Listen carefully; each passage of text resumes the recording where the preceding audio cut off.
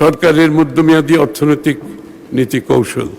মাননীয় স্পিকার, দেশের বর্তমান বাস্তবতা পর্যালোচনায় স্পষ্ট যে ফেসিবাদী সরকারের অনিয়ম, দুর্বল ব্যবস্থাপনা, দুর্নীতির কারণে অর্থনীতি এখনো নানা চ্যালেঞ্জের মুখোমুখি। তবে আমরা বিশ্বাস করি যে রাজনৈতিক সদিচ্ছা, সঠিক নীতি, কার্যকর সংস্কার, বাস্তবমুখী পরিকল্পনার মাধ্যমে এই পরিস্থিতি থেকে উত্তরণ সম্ভব। অর্থনীতির পুনরুদ্ধার, বাজারে আস্থা ফিরিয়ে আনা এবং নতুন প্রবৃদ্ধির সুযোগ সৃষ্টিতে সরকার নিরলসভাবে কাজ করে যাচ্ছে।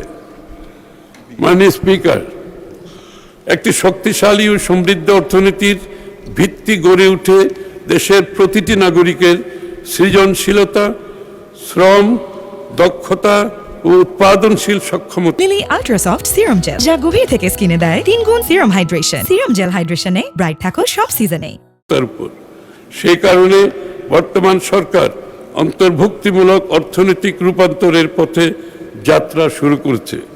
ফলে উন্নয়নের সুফল সমাজের সকল স্তরের মানুষের কাছে পৌঁছে যাবে।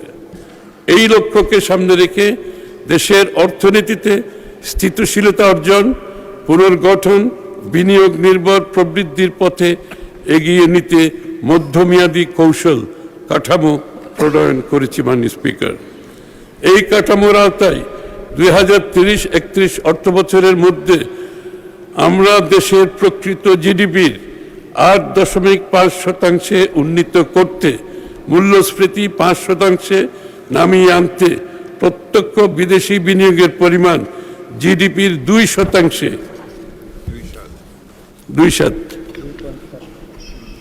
জিডিপির 2.7% উন্নীত করতে এবং মোট বিনিয়োগকে জিডিপির 40% উন্নীত করতে চাই।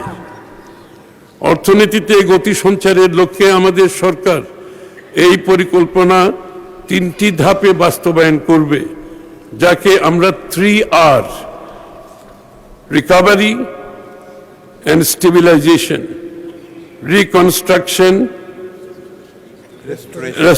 restoration and reconstruction for acceleration strategy কৌশল হিসেবে বিবেচনা করেছি। আমাদের পরিকল্পনার প্রথম ধাপ অর্থনীতির পুনরুদ্ধার কার্যক্রম, যা 1 বছর মেয়াদী হবে। দ্বিতীয় ধাপ অর্থনীতির উত্তরণ, যা বর্তমান সরকারের 1 থেকে 3 বছর মেয়াদের মধ্যে সম্পন্ন হবে। তৃতীয় ধাপ সমৃদ্ধ অর্থনীতি বিনির্মাণ, যা আগামী 5 বছরের মধ্যে সম্পন্ন করা হবে।